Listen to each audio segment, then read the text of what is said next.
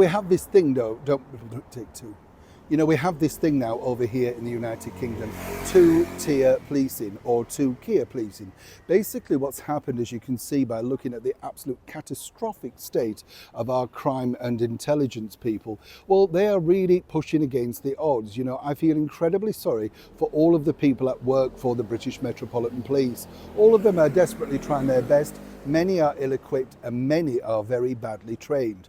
Recently, I pointed out to, I think a few people who were watching the channel, about how I'd seen a particular suicide attempt on Lambeth Bridge in the very heart of London. And the two people that were trying to avail themselves to turn the situation around were very young indeed, had no life experience at all, and were literally textbook team chatting this particular individual. Meanwhile, two officers at the other end of the bridge were busy looking down at their phones and nonplussed. That's the level of people that are now allowed to get into the British police force. But it's fascinating to know how things have truly developed over the last few years.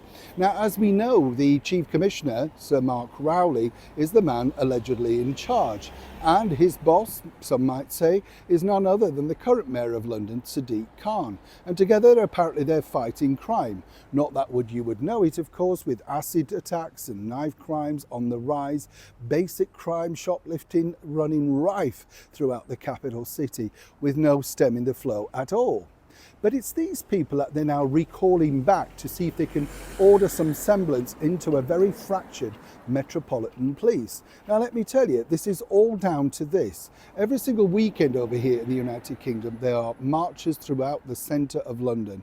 Palestine, pro-Palestine, Hamas, you name it. Everything is blocking up the roads, stifling business and terrifying people to come into London to avail themselves to the much beleaguered restaurants, theatres, cinemas and bars. Hence the reason why the current Mayor of London, Sadiq Khan, has had to boot out his £132,000 a year night czar, Amy LeMay, even though she managed to squeeze in many trips along with her wife around the world at taxpayers' expense. You get the picture.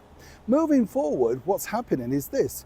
Close protection officers, these are the people that look after, for instance, members of the British monarchy and indeed former ministers and prime ministers. Well, the bottom line is that they've been recalled back into uniform, some after 25 years out of uniform, and many are not happy. As one told me, the frightening thing about this is I don't want to go back out onto the beat. I haven't done it, I'm not trained for the new policing methods, and it's absolutely terrifying. But they have no say in this. Either they do that or they face, well, disciplinary. So many of these officers, as I say, after 25 years away from frontline policing, are now being recalled back into uniform for apparently only 5 to 6 days a year when they're desperately needed. But they know that's not true, and we know that's not true. Now, what does that tell you about the state of the force, and in particular the Metropolitan Police? Literally, if you can fit in a uniform, suddenly you are a frontline police officer.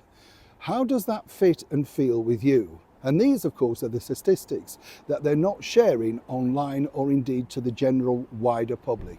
Either way, it's a terrifying situation. And the simple solution to this could come from, literally, the Met Police Commissioner, Sir Mark Rowley, and indeed the Mayor of London, Sadiq Khan. Simply ban the marches, refuse to have them. Why not? Get water cannons, fight back, deal with what the situation is, which are marchers out of control. But no, the easiest and simplest and wokest way is to recall officers back into an area that even they have now admitted they simply don't want to return to. It's a breaking news story, and as it develops, I'll fill you in with more. Neil Sean in the very heart of London.